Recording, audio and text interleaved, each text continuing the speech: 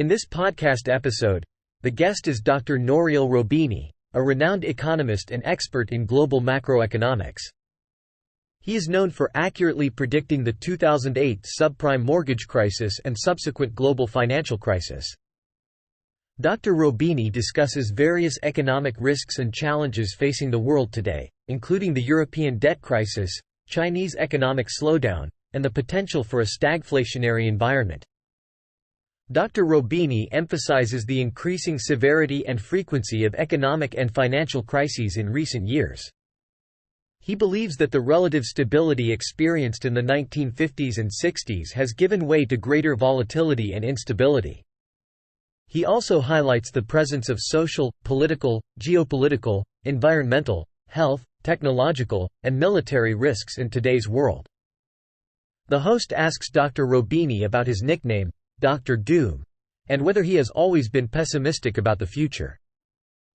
Dr. Roubini explains that as an economist, he analyzes both the potential risks and rewards in the world.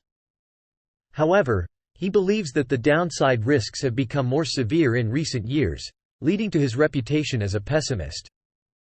He prefers to be called a realist, rather than Dr. Doom. The host then asks Dr. Roubini about the current state of the economy, particularly in relation to the unprecedented actions taken during the COVID-19 pandemic. Dr. Roubini acknowledges that the current situation is unique and different from previous economic crises. He mentions the massive amount of money that has been printed, the historically low interest rates, and the shift towards remote work. He also highlights other factors such as the advancement of AI, geopolitical conflicts, and the impact of climate change. The host asks Dr. Roubini about the potential case studies or historical examples that can help predict the future of the economy. Dr. Roubini explains that while there are similarities and differences between past crises and the current situation, the world has undergone a regime change. He mentions the increased risk of war among nuclear-armed powers, the growing threat of climate change, the rise of pandemics, and the potential impact of AI on jobs and society. He also notes the prevalence of radical populism and the increased severity of economic and financial cycles. The conversation then shifts to the real estate market. The host asks Dr. Roubini for his advice on whether it is a good time to buy a house. Dr. Roubini believes that the current situation is not as bad as the subprime bubble and the global financial crisis. He mentions that while there may be some froth in home prices, the ratio between prices and rents is not as extreme as it was during the previous crisis. He also highlights the fact that interest rates are still relatively low and many people have locked in mortgages at lower rates. However, he advises waiting to buy until mortgage rates and home prices are lower. The host brings up a chart that shows different groups' predictions about the likelihood of a recession. Dr. Roubini explains that there is a wide range of views among different groups, including economists and CEOs. He mentions that the Federal Reserve staff's baseline scenario has shifted from a short and shallow recession to a soft landing. He also notes that the timing of a potential recession can have different implications, such as its impact on the presidential election. The CEO's concerns may stem from factors such as the buildup of corporate debt and the potential for a banking and financial crisis. The conversation continues with a focus on the concept of shadow banks, or non-bank financial institutions. Dr. Roubini explains that these institutions, including hedge funds and private equity firms, play a significant role in the financial system. He highlights the high levels of debt in the market, particularly in the form of junk bonds and fallen angels, firms that were downgraded from investment grade to junk status. Dr. Roubini also points out the buildup of private debt outside of traditional banking and capital markets, which he believes has been done in risky ways. The discussion then shifts to the corporate sector and the challenges it faces. Dr. Roubini explains that many corporations have a high level of debt, and as interest rates rise, refinancing this debt becomes more difficult. He notes that while the economy is currently growing and generating positive profits and revenues, a recession could lead to financial distress for these heavily indebted firms. Dr. Roubini also touches on the geopolitical risks facing the global economy, particularly in the Middle East. He discusses the potential impact of rising energy prices and conflicts in the region, such as the recent conflict between Israel and Hamas.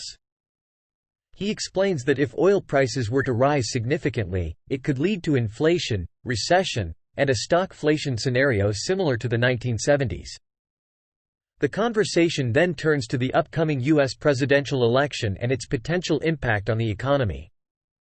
Dr. Roubini suggests that the economy will be a key factor in determining the election outcome, with the Middle East conflict being a potential threat to economic stability. The discussion also touches on the recent increase in labor strikes in the U.S. and other countries. Dr. Roubini attributes this to the growing income and wealth inequality, with real wages stagnating while profits increase.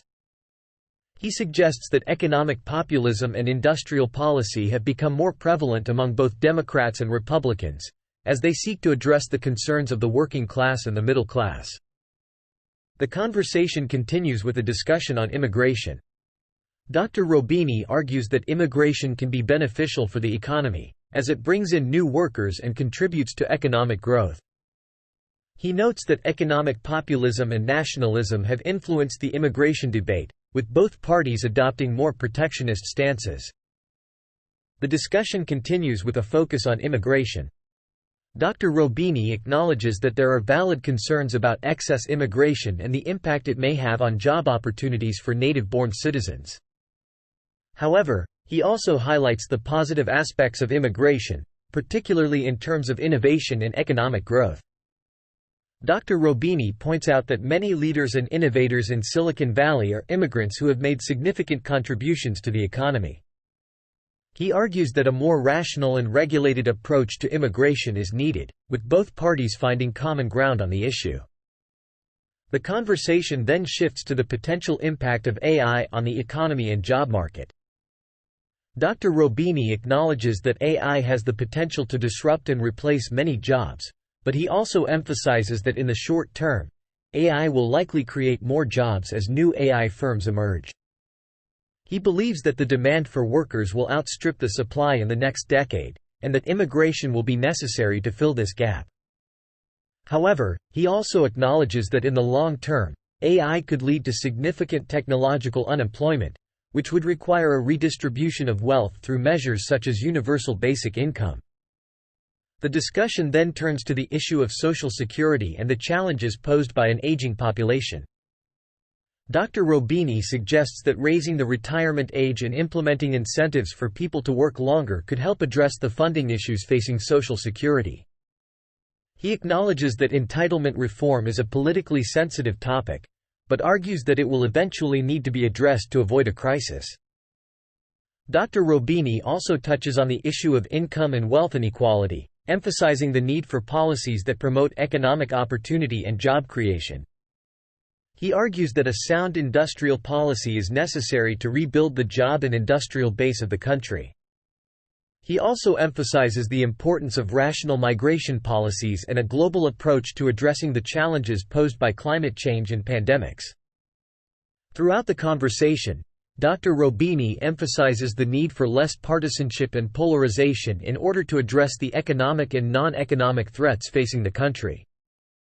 He argues that the problems we face require sacrifices and collective action for the common good. He believes that America can overcome these challenges, but only if it comes together and addresses them in a rational and unified manner. Thanks for watching. If you enjoyed the video, please like and subscribe.